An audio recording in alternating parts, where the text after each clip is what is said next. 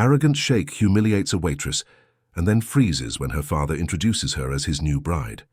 The moment when everything fell apart.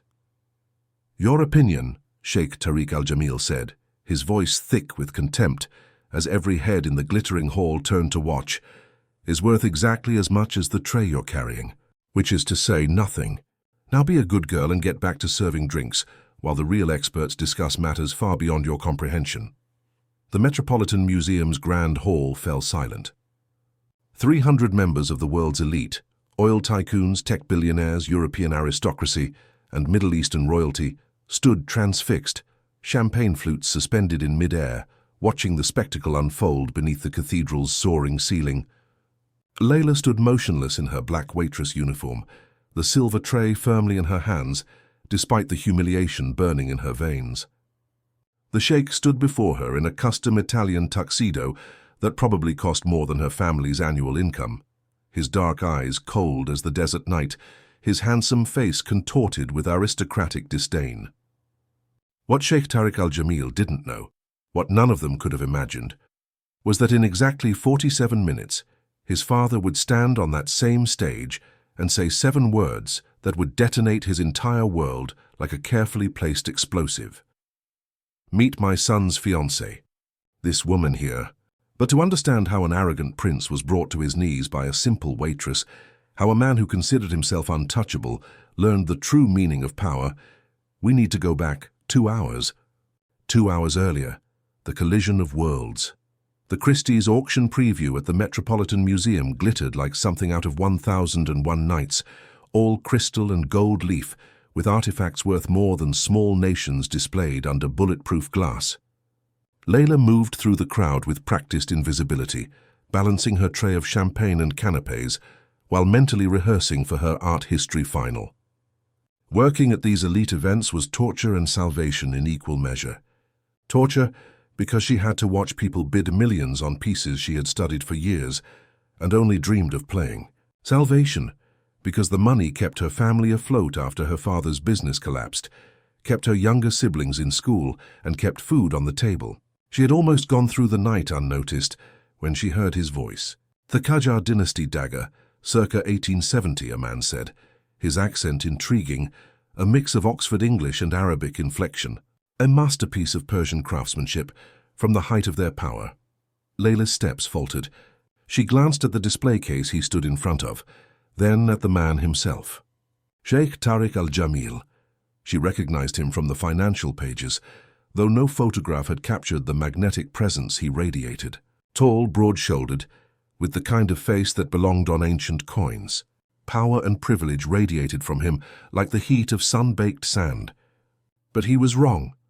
"Excuse me," she found herself saying before her survival instincts could stop her. "I apologize for interrupting, Your Highness, but this piece is actually from the Safavid period, around 1650. The Qajar dynasty only began in 1789. The words slipped out before she could stop them, a lifetime of love history overriding common sense. Sheikh Tariq turned slowly, his dark eyes raking her with the heat of a tax audit. The group of businessmen around him, clearly in the middle of some high-stakes negotiation, went silent. "Excuse me," he said, his voice dangerously low. "Did the maid just correct me on Persian history?" Layla's face turned red. "I didn't mean to. I just noticed the poster and—" "You noticed." He leaned closer, invading her space with calculated intimidation. "Tell me, do you have a doctorate in Middle Eastern antiquities? Perhaps you studied with Professor Harrison at Oxford, or perhaps you spent years in the private collections of the National Museum of Iran." "No, Your Highness, Then maybe you should focus on your real job, serving drinks to people who really matter, and leave the experience to those of us who dedicate our lives to preserving our cultural heritage." He took a champagne flute from her tray with deliberate condescension. "That is, assuming you can do it without spilling anything." Laughter rippled through the delegation, a hot, humiliating laugh that made Layla's eyes sting with unshed tears. But she had been raised by a proud man who taught her that dignity was not something others could take, only something you could give up. She met Sheikh Tariq's cold gaze with a steady calm. "Of course, Your Highness. I apologize for the interruption. She turned and walked away with her head held high, not noticing the way his jaw tightened, the flash of something that might have been regret that crossed his face before his mask of arrogance fell back into place. What none of them saw was the elderly man in traditional white robes watching from the shadows, his weathered face thoughtful, his dark eyes, so like his son's, full of disappointment and calculation. Sultan Rashid Al-Jamil had seen enough. 30 minutes later, Layla stood in the service hallway, her hands shaking as she tried to compose herself. The humiliation still burned, but beneath it was something fiercer. Anger. Anger at herself for speaking out, at him for his cruelty, at a world where the accident of birth meant everything and knowledge meant nothing. So you were right, you know. She turned and found an elderly man in traditional Gulf garb standing in the hallway, a place guests never ventured. His presence radiated authority, though his face betrayed only kindness. I'm sorry, I shouldn't be... The dagger, he continued, stepping closer. Safavid period commissioned by Shah Abbas the Great for his personal guard. My son was indeed mistaken. Layla's blood ran cold when she recognized the Sultan. This was Sultan Rashid Al-Jamil, Sheikh Tariq's father, the man who controlled one of the world's largest oil fortunes and ruled a kingdom the size of Texas. Your Majesty, she stammered, beginning to curtsy. Please. He waved his hand dismissively. I'm just an old man who appreciates it when someone knows his history. Tell me, how does a waiter at a museum gala know such specific details about 17th century Persian artifacts? I'm studying art history at Columbia, Layla admitted. Middle Eastern antiquities specifically. I work at these events to pay my tuition. Ah, something flashed in his eyes. And what do you think of my son? The question was a trap. It had to be. But Layla was exhausted from months of swallowing her pride, tired of pretending the world was fair, tired of letting powerful men intimidate and silence her. Honestly, Your Majesty? Honestly. I find him brilliant, cultured, and successful. I also find him arrogant, cruel, and one who confuses wealth with value. He is the kind of man who knows the price of everything and the value of nothing. The Sultan's eyes widened. For a moment, Layla thought she'd just destroyed her own life. Then he laughed, a rich, genuine sound that echoed off the walls of the service corridor. My dear, he said, his eyes shining, you are absolutely right, and that is exactly why I need your help. My... help? He pulled out a business card and pressed it into her trembling hand. Come to my hotel suite tomorrow morning, 9 o'clock. I have a proposition for you. I don't understand. My son needs a wife, the Sultan said simply. But more than that, he needs someone who can teach him what I could not. That true nobility has nothing to do with birth and everything to do with character. Someone who will not be impressed by your wealth or intimidated by your temperament. Someone perhaps like you. Layla's heart stopped. You can't be serious. Seriously, come tomorrow and hear my full offer. If you accept, you will lack nothing. Your family's debts will be paid. Your education will be financed. Your future will be secured. If you decline, you will receive $50,000 for your time and discretion. He turned to leave, but paused. One more thing. My son believes he can buy anything, control anyone, that this power makes him invincible. I will teach him otherwise. The question is, are you brave enough to be the lesson? He disappeared around the corner, leaving Layla staring at the business card in her trembling hand, her mind spinning with impossible possibilities. What she didn't know was that Sultan Rashid had been planning this for months, waiting for the perfect candidate, and what Sheikh Tariq didn't know was that the humiliation he'd suffered with Layla had sealed his fate in ways he couldn't even imagine. The auction gala reached its climax when Sultan Rashid Al-Jamil took the stage. The room fell into a respectful silence. When a man worth $40 billion speaks, even other billionaires listen. Layla stood at the back of the ballroom, stripped of her waitress uniform. The Sultan's men had found her an hour earlier, taken her to a private room and transformed her. Now she wore a stunning emerald gown that complemented her dark hair and olive skin, and jewelry that probably cost more than her childhood home. She hadn't yet fully processed what she'd agreed to that morning. a 1-year marriage contract, $1 million. The family's debts paid off, bills paid for, her siblings' education guaranteed. All she had to do was marry a man who despised her and try to teach him humanity. The Sultan's voice echoed through the ballroom. My friends, tonight we celebrate not only art and culture, but the future. For 30 years I have led my people with wisdom passed down from generation to generation. But now, as I prepare to step back, I look to the next generation to carry our legacy forward. Sheikh Tariq stood at the front, his posture relaxed, probably assuming this was another speech about business or tradition. Layla could see him from his vantage point, could see the exact moment everything changed. My son, Sheikh Tariq, is brilliant in business, the Sultan continued. He doubled our nation's GDP, modernized our infrastructure, and brought prosperity to millions. But prosperity without wisdom is meaningless. Power without compassion is tyranny. And leadership without humility is simply arrogance. Tariq's pose stiffened.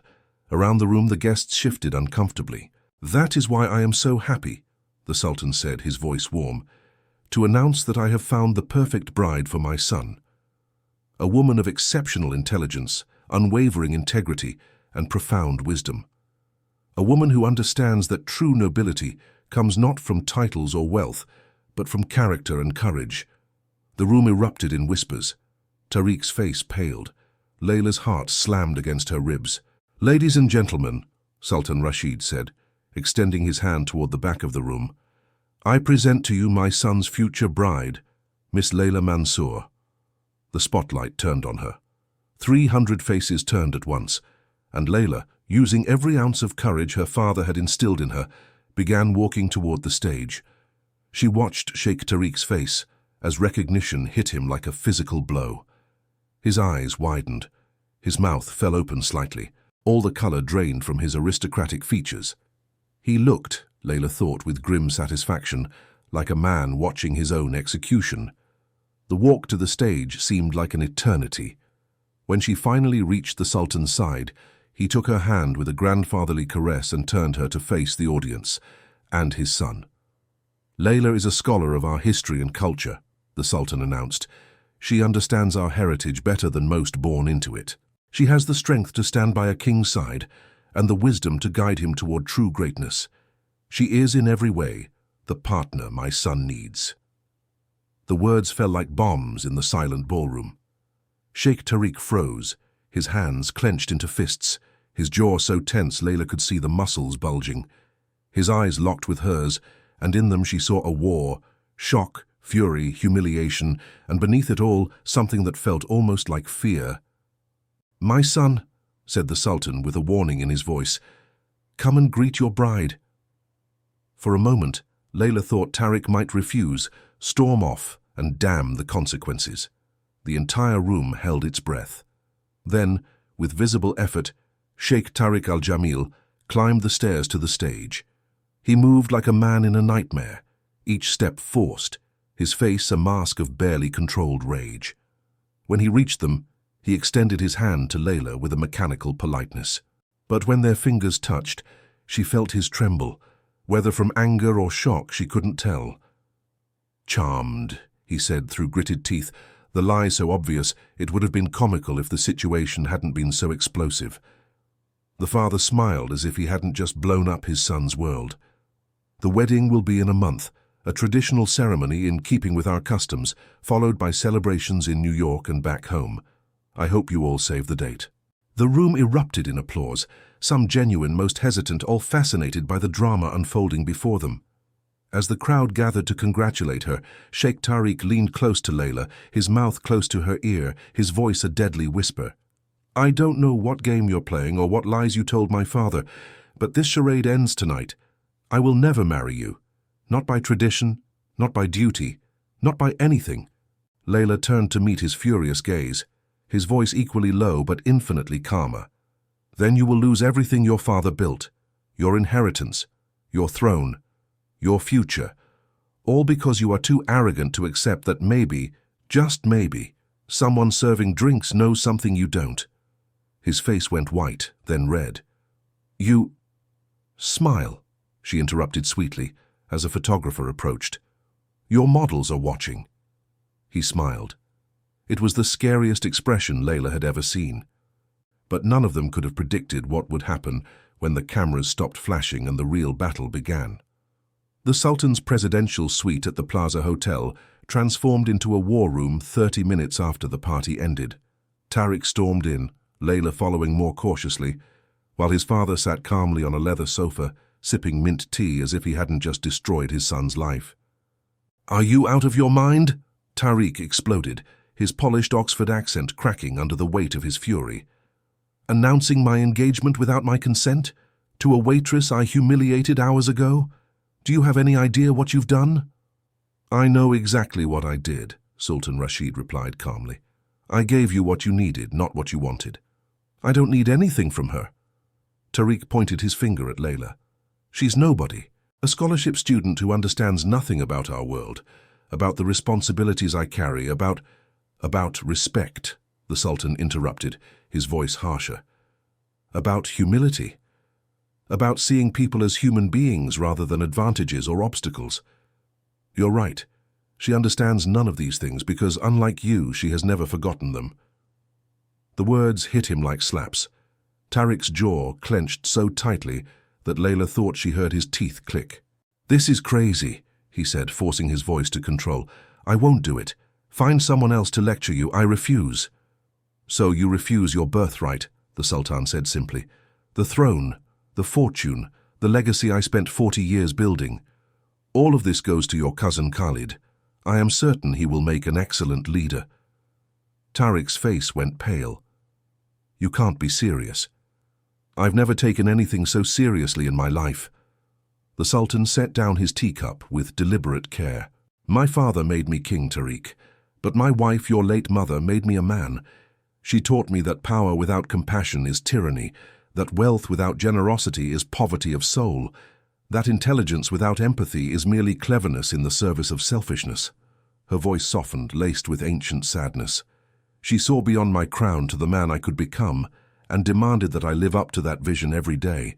It was the greatest gift anyone has ever given me." He looked at Layla, then back at his son. "You've become everything I feared. Brilliant yet cold, powerful yet empty. You rule a kingdom like a corporation, treating people like profit margins instead of souls. And it's my fault. I was so busy teaching you how to rule that I forgot to teach you how to care." "I care about our people," Tariq protested. "Everything I do is for their prosperity." "Their prosperity, yes. But do you know their names, their dreams, their struggles?" The Sultan stood up suddenly, looking at each of his 70 years. "When was the last time you spoke to someone who could do nothing for you? When was the last time you saw someone as a person instead of a transaction?" The silence was condemning. "This woman," the Sultan continued, gesturing to Layla, "stood in a hallway tonight and told me the truth about you when she had everything to lose. She has a courage you never needed to develop, a wisdom you never bothered to seek, and an integrity you forgot existed. She is exactly what you need." "She's a stranger," Tariq said desperately. "You're asking me to marry a complete stranger." "Your grandfather met your grandmother twice before the wedding," the Sultan replied. "They were married for 53 years and buried side by side in the royal cemetery. Familiarity is not the same as compatibility." He walked to the window, gazing out at the glittering Manhattan skyline. "You have a choice, my son. Marry Layla, honor this commitment for a year, and prove to me that you can be the man and the king our people deserve, or refuse and watch everything we've built pass to someone else." "A year?" Tariq pounced. "Is that temporary?" "The marriage contract will last for 1 year," the Sultan confirmed. "At the end of that period, if you both wish to divorce, you may do so with my blessing. But during that year, you will treat her as your true wife in all public matters. You will live together, appear together, and present a united front to the world." He turned to face them. "And Tariq, you will listen to her. When she speaks, you will consider her words. When she challenges you, you will examine yourselves. When she shows you how wrong you were, you will have the courage to change."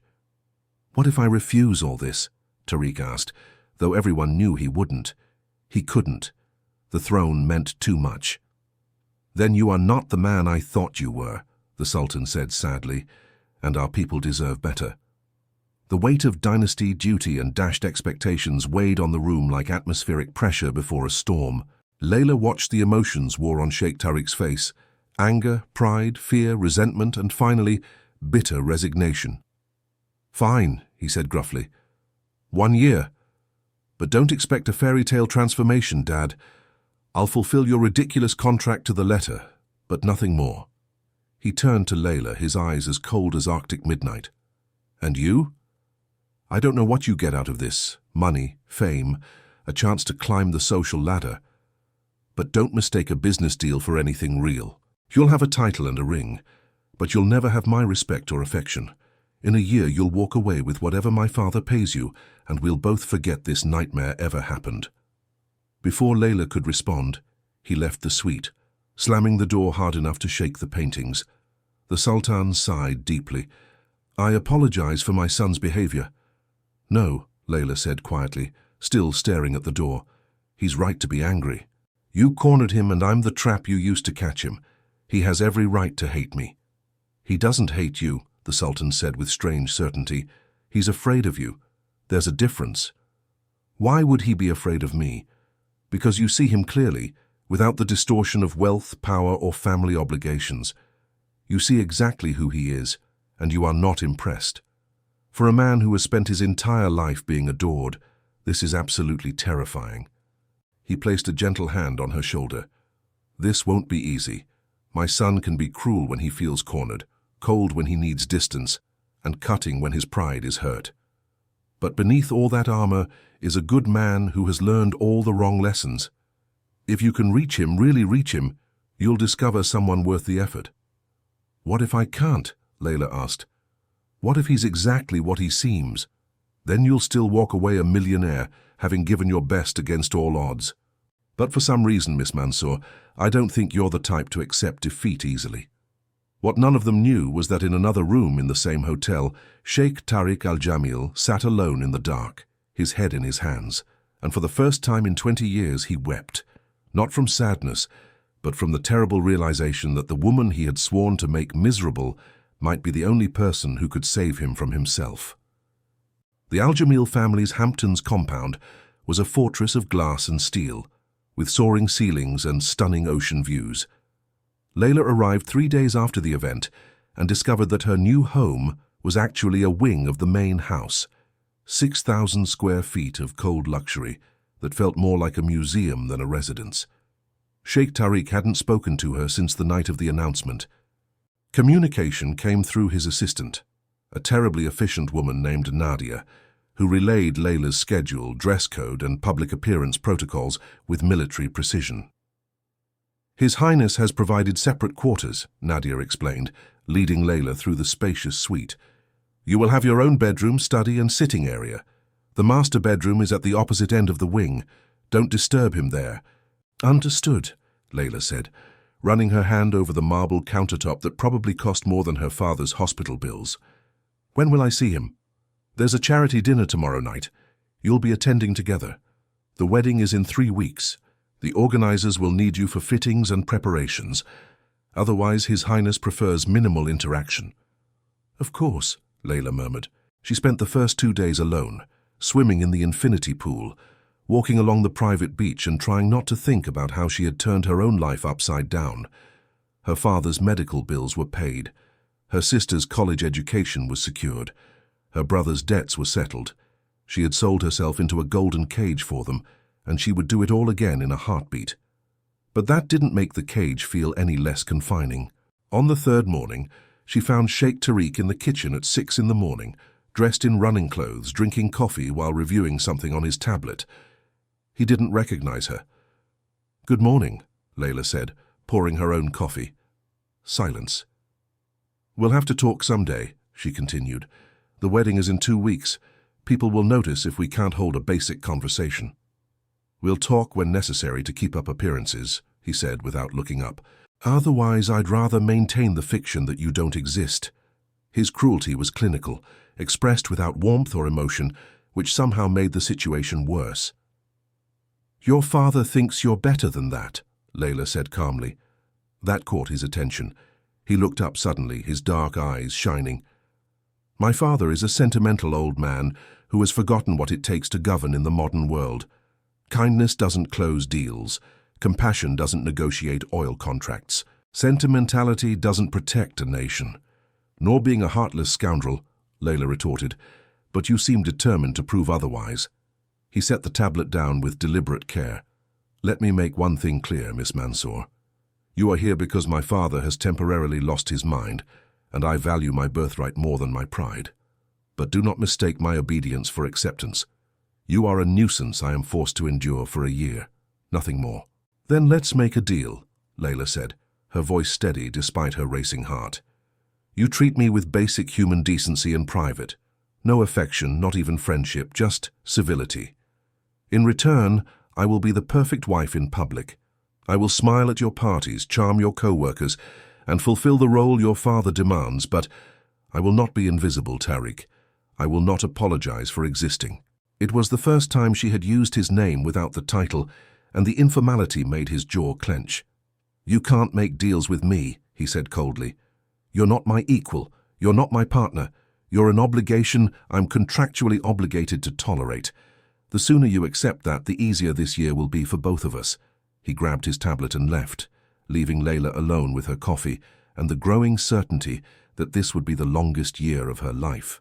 What she didn't know was that Sheikh Tariq had spent the race trying to overcome the guilt that plagued him, or that he had ordered his assistant to research everything about Layla's past, and what he discovered had shaken something in her carefully constructed worldview.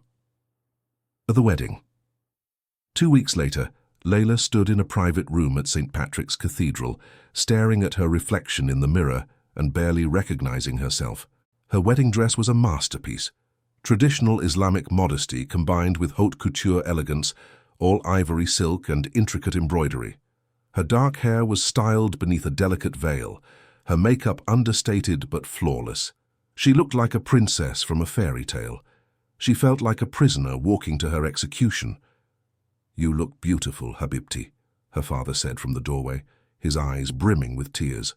3 months earlier, he had been dying of a heart condition they couldn't treat. Now, thanks to the Sultan's money, he had undergone surgery and was recovering well. "Baba," Layla whispered, her eyes watering. "Am I doing the right thing?" He crossed the room, holding her hands in his. "You're saving your family. You're securing your future. And maybe, Allah willing, you're saving a man who's forgotten how to be human. How can that be wrong?" "He hates me," she said softly. "He's afraid of you," the father corrected, echoing the Sultan without realizing it. "That boy has built walls so high he can no longer see over them, but walls can be scaled, Habibti, or torn down completely." The ceremony was lavish and unique, a blend of Islamic tradition and American opulence, with 500 guests and enough security for a presidential visit. Layla walked through the ceremony in a trance, reciting vows she barely heard, accepting congratulations from people she'd never met. Sheikh Tariq played his role perfectly. He smiled for the cameras, held her hand during the ceremony, and pronounced his vows with convincing sincerity. But when they were declared husband and wife, his kiss was cold and quick, a contractual obligation fulfilled, nothing more. At the reception, he danced with her exactly once, keeping a careful distance between their bodies, as if she were infected. "You're doing well," he murmured, his mouth close to her ear for appearances. "Very convincing." "I'm not pretending," Layla replied. "Actually, I meant it. All of them." His hand tightened on her waist. Whether in anger or surprise, she couldn't tell. "No." "No what?" "Don't try to make it a reality. Don't pretend there's more to it than a trade deal. Don't," he trailed off, his voice hoarse. "Just don't do it." The song ended. He released her immediately, recoiling as if he'd been burned, but Layla saw something in his eyes during that dance, something that gave her the first real hope since this nightmare began. Fear, yes. Resentment, certainly. But beneath it all, buried so deep he probably didn't recognize it, was desire. To take honey, they flew to the family's private island in the Mediterranean. 1,000 acres of pristine beaches, luxurious villas, and excruciating privacy. For 2 weeks, they were supposed to be newlyweds in paradise. Instead, they were strangers in hell. Tariq spent his days in the main villa's office in endless conference calls and video calls. Layla explored the island alone, swimming in turquoise waters, reading in the shade of olive trees, and trying not to think about how deeply lonely it was to be technically married. They dined together every night, Tariq's only concession to keeping up appearances in front of the staff.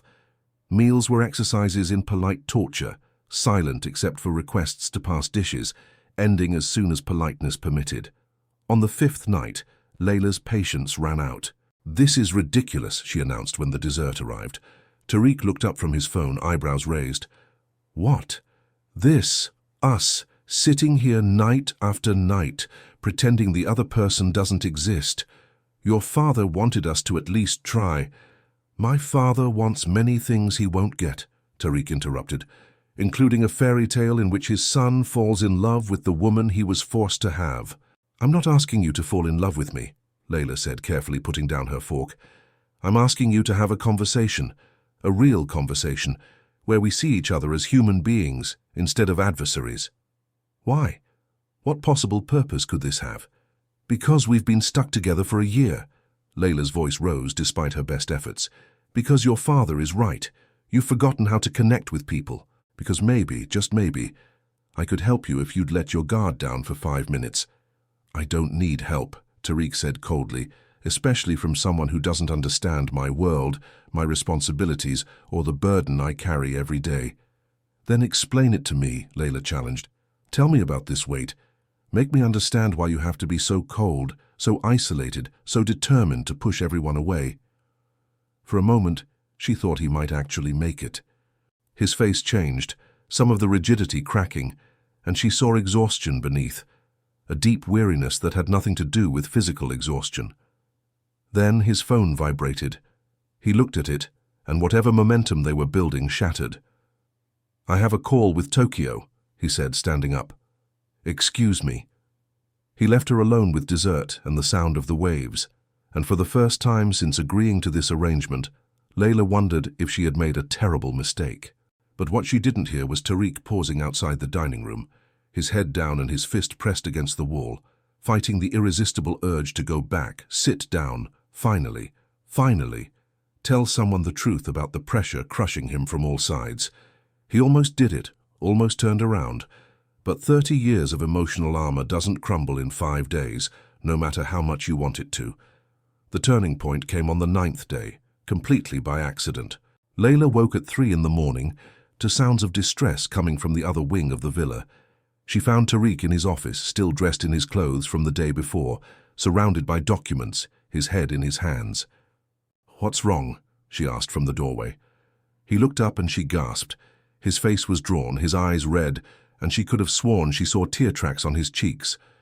"Nothing that concerns you," he said automatically, but his voice cracked. Layla crossed the room before her brain could override her instincts. "Tariq, what happened?" "There's been an accident," he said hoarsely. "At one of our oil facilities. 15 workers were injured, 3 seriously. And it's my fault." "How is it your fault?" "I postponed a security update to save money. The board wanted it, the engineers wanted it, everyone wanted it. But I overruled them because quarterly earnings needed to be strong, because our stock price needed to stay high, because I was thinking like a businessman instead of—" He trailed off, his voice completely breaking. Layla pulled a chair closer to him. "Are they being taken care of?"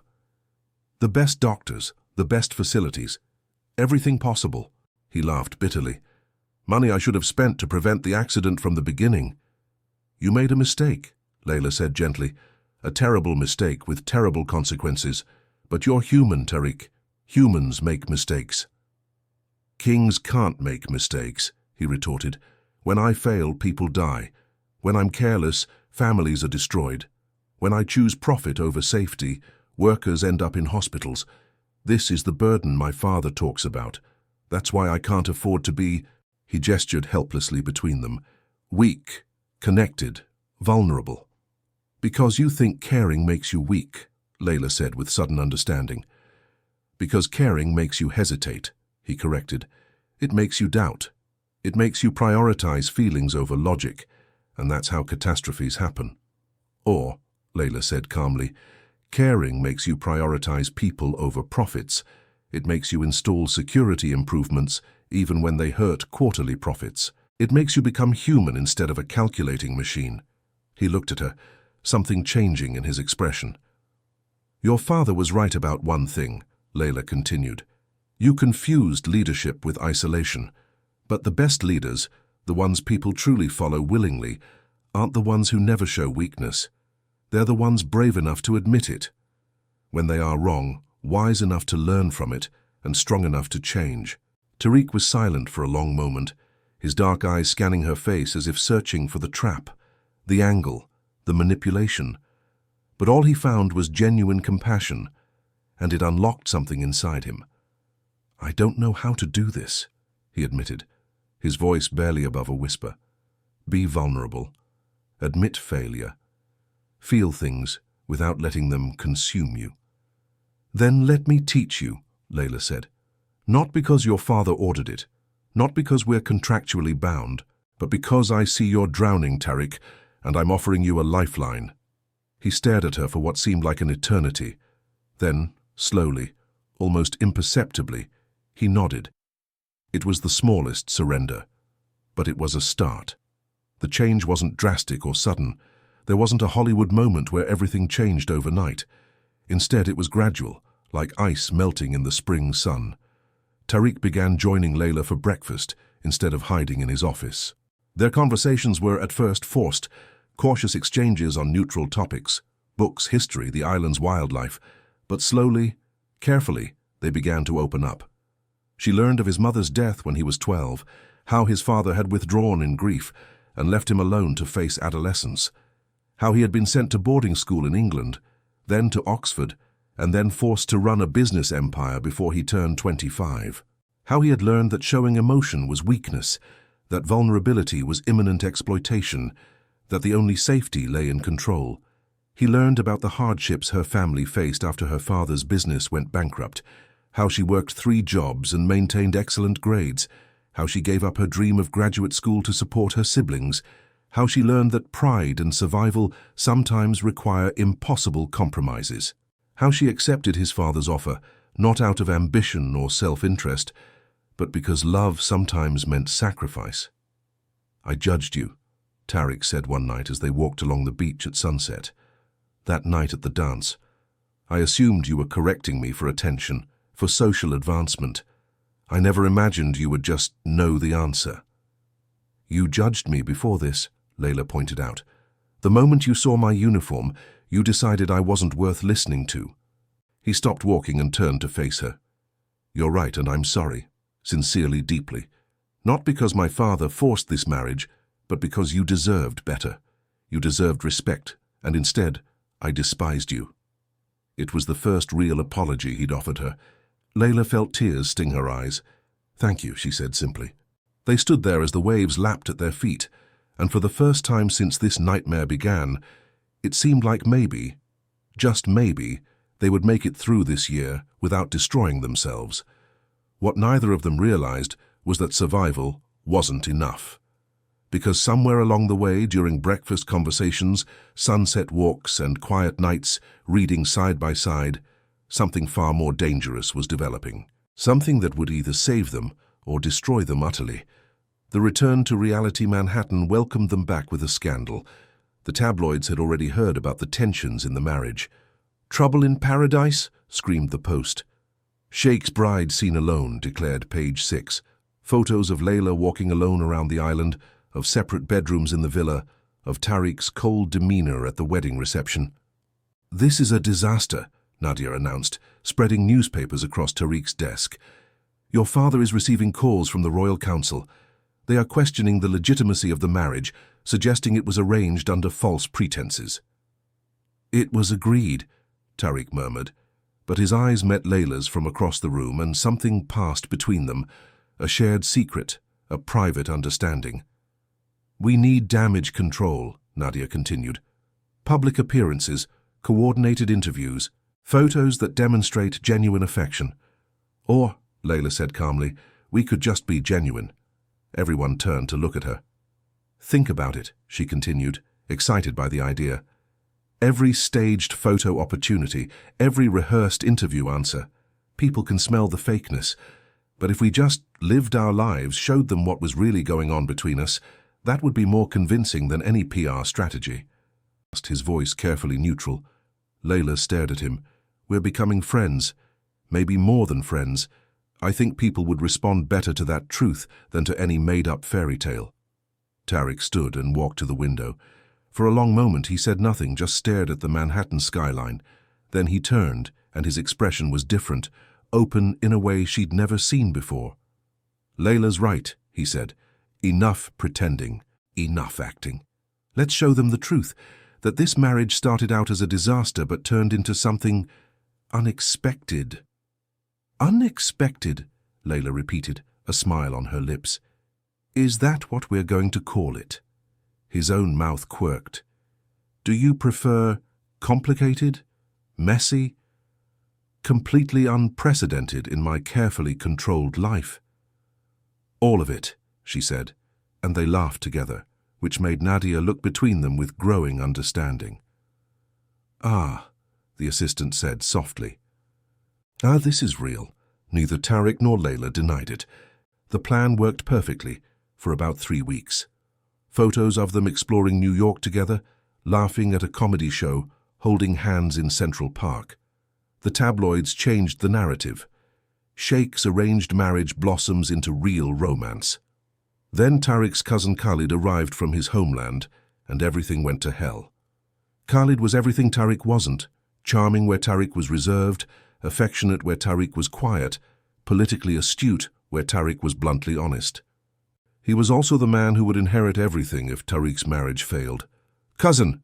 Khalid hugged Tariq at the family dinner, all smiles and affection. And the famous Layla. I've heard so much about you. The waitress who won the heart of a sheikh. What a story! His tone was friendly, but Layla sensed the provocation.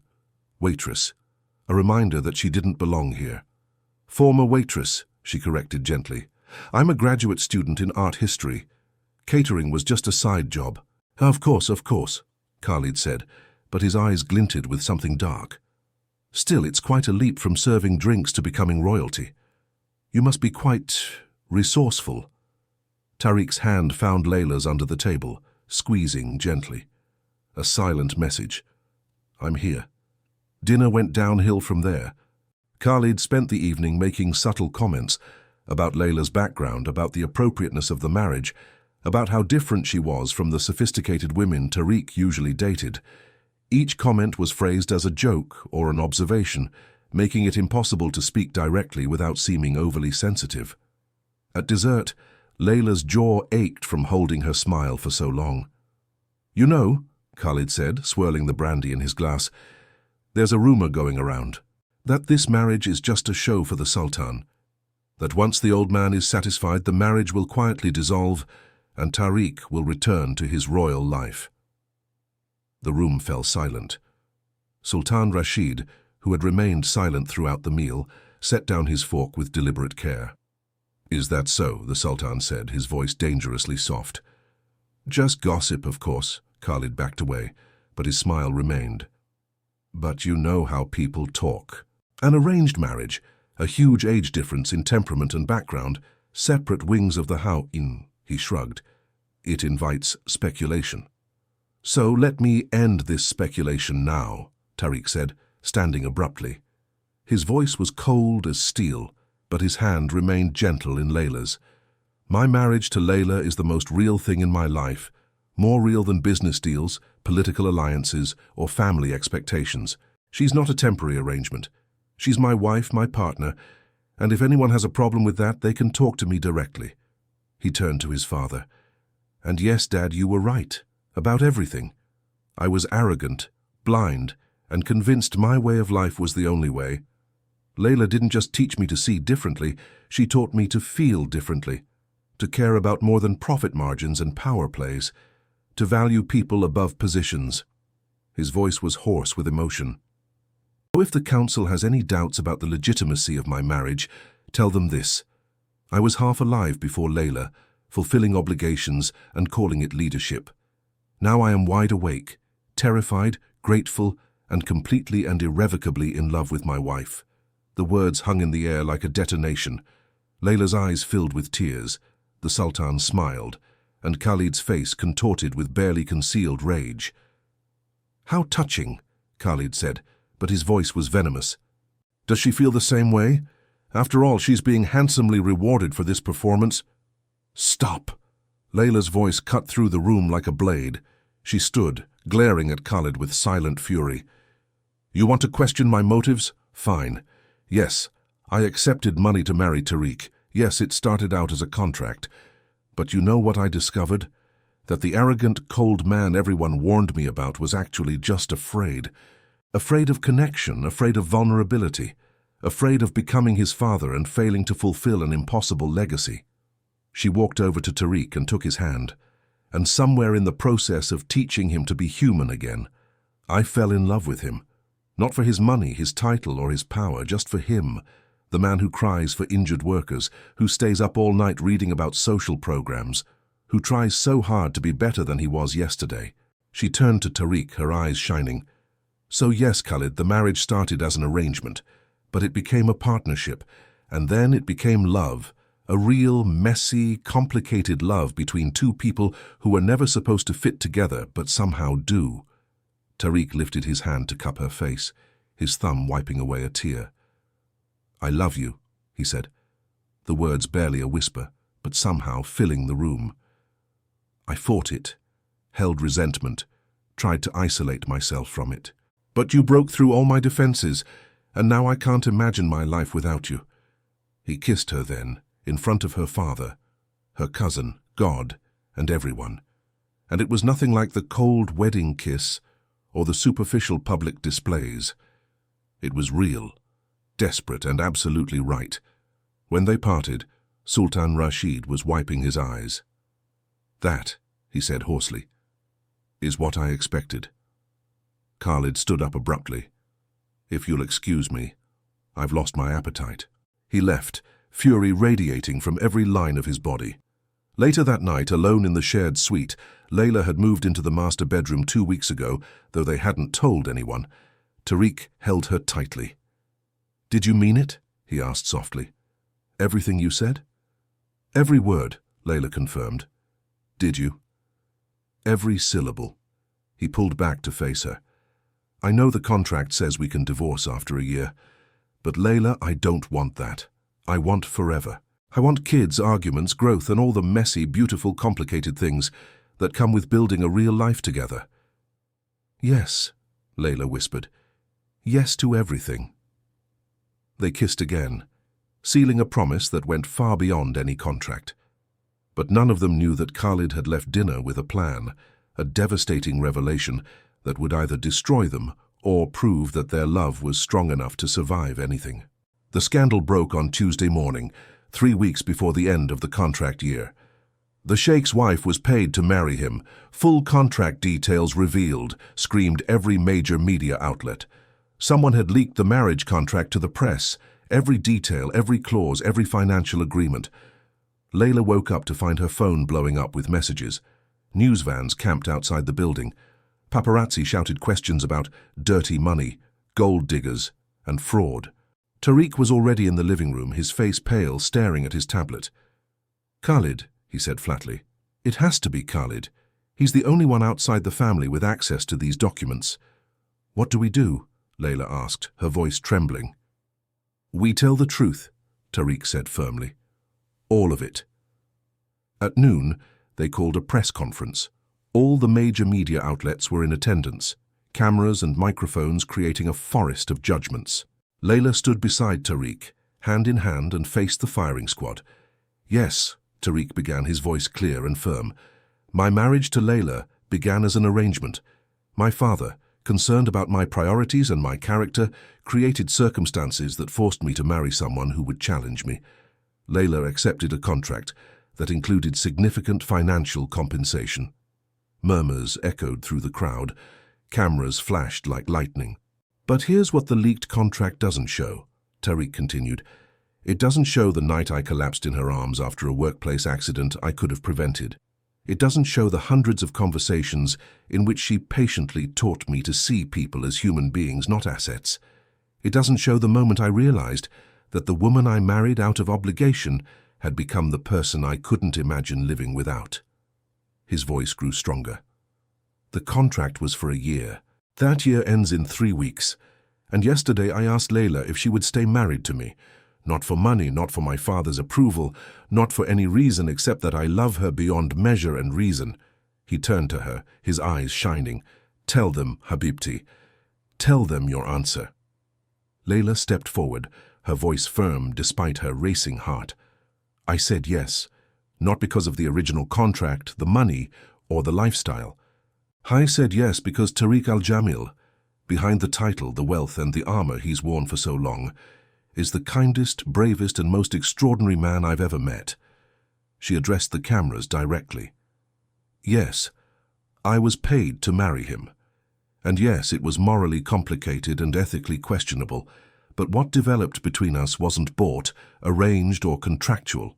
It was real, and I would give back every penny of that money to keep what we built together. So you admit you're a gold digger? Someone shouted from the crowd. I admit, Layla said quietly, that I was a desperate woman trying to save her dying father and keep her family afloat. I admit I made a choice that many would consider a betrayal, but I also admit that I fell in love with a man who was drowning in his own isolation, and helping him find his way back to himself was the greatest privilege of my life. What about the money? Another reporter asked. Are you going to give it back? We're donating, Tariq interrupted. Every dollar Layla received for the contract, plus an equivalent amount from my personal fortune, will go toward funding scholarships for working-class students studying art history and cultural preservation. It will be called the Layla Mansour Al-Jamil Foundation. The crowd erupted in questions, but Tariq raised his hand for silence. One more thing, he said. My cousin Khalid, who leaked this contract in an attempt to discredit my marriage and seize my inheritance, has been removed from the line of succession. Not because of his ambition is natural, but because of his ruthlessness. A leader who uses personal information as a weapon to destroy others has no place in our family's legacy. He pulled Layla close. My father wanted me to learn humility, compassion, and the value of people over profits. Mission accomplished. Because the woman by my side taught me all that and more, this marriage may have started as a contract, but it's ending as a love story. And that's the only part of this scandal that truly matters. They walked off the stage together, hand in hand, as cameras flashed, questions flew, and the world watched the most unlikely fairy tale unfold in real time. 2 years later, the Al-Jamil Foundation's gala was nothing like the stuffy art auction where Tariq and Layla first met. The Metropolitan Museum's Great Hall had been transformed into a celebration of art, culture, and opportunity, with fellows exhibiting their work alongside priceless artifacts from the family's collection. Layla stood next to a student's exhibit, a stunning multimedia piece about immigration and identity, while Tariq chatted with donors. She watched her husband move through the crowd, no longer cold or distant, but genuinely engaged with each person he encountered. He had learned to see people, to value them, to lead with compassion and intelligence. Her hand unconsciously went to her belly, where her first child was growing, a girl they had already decided to name Rashida, after the grandfather who had orchestrated this whole beautiful disaster. What a change, said a familiar voice beside her. She turned and found Sultan Rashid, leaning on a cane but looking vibrant despite his recent health scare. Your Majesty. Layla, he corrected gently. We're a family now. A real family, not just a legal one. Yes, she agreed, smiling. Thank you, for seeing what we couldn't, for betting that 2 stubborn people would find their way to each other. I didn't gamble, he said with a gleam in his eye. I calculated. I knew my son needed someone who wouldn't be impressed by his money or intimidated by his anger. Someone who would see the good man buried beneath all that armor and refuse to let him hide. What if it hadn't worked? Layla asked. Then I'd have 2 unhappy people instead of 1, he admitted. But I saw the way he looked at you that night. Even through the anger and humiliation, there was something else. Recognition, maybe, or destiny calling. Tariq appeared at Layla's side, his arm sliding around her waist with the ease of long practice. "Dad, stop telling embarrassing stories about me. I was just explaining my brilliant matchmaking skills," the Sultan said innocently. "Your interference, you mean," Tariq corrected, but his voice was warm. "Though I should thank you for seeing what I needed when I was too blind to see it myself." "You're welcome," the Sultan said simply. Then his expression turned serious. "You've become the leader I always knew you would be. Compassionate, yet strong. Wise, yet humble. You make me proud every day." Tariq's eyes lit up. "This means everything, Dad."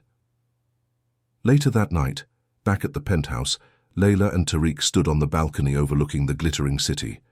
She leaned against his chest, his arms around her. "Do you ever regret it?" Tariq asked quietly. "Taking that contract? Everything that came after?" "Never," Layla said firmly. "Do you regret your father forcing you to do this?" "Just the pain I caused you in the beginning," he admitted. "But the result? Spending my life with you, building something real and good together, learning what love truly means. That's the greatest gift I've ever received." He turned her in his arms, his hand resting on her still flat belly. "And now we can teach our daughter what we've learned, that true nobility has nothing to do with birth or wealth, that true love isn't bought or arranged, but chosen every day, that the most valuable things in life can't be bought, only earned with courage, vulnerability, and stubborn determination." "She's going to be so wise," Layla said, covering his hand with hers. "She's going to be scary," Tariq corrected. "Smart like her mother, stubborn like her father, with a grandfather who schemes like a chess grandmaster. The world won't know what hit him."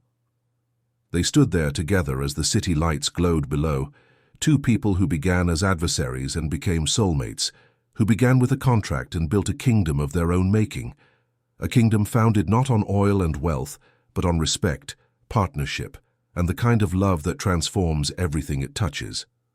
"I love you," Tariq murmured against her hair, "more than I ever thought possible." "I love you too," Layla replied, "my arrogant sheikh who learned to be human. Your devoted husband who can never thank you enough for saving you from yourself." Below them, Manhattan gleamed like a promise fulfilled. And somewhere in the universe, fate smiled upon a perfectly executed plan. An arranged marriage that became a love story, a punishment that became salvation, and two impossible people who became each other's home.